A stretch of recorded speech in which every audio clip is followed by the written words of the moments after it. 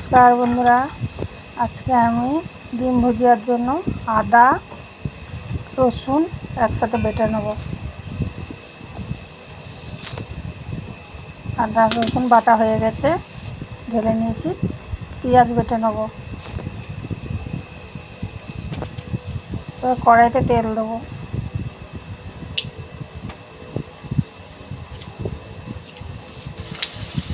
আলু দেবো,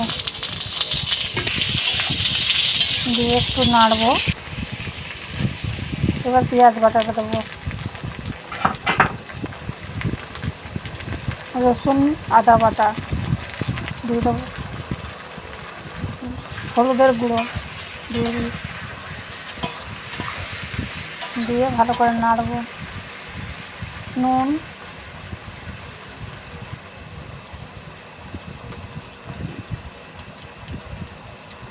লঙ্কার গুঁড়ো,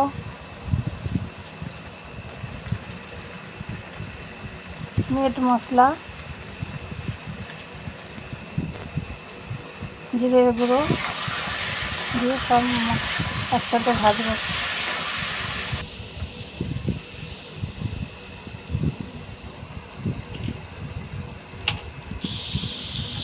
হয়ে এসছে, এবার ডিম দেবো।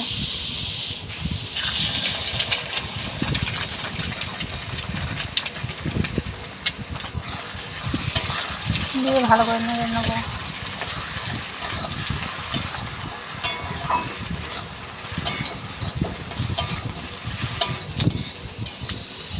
হয়ে গেছে ভাজাটা প্রায়।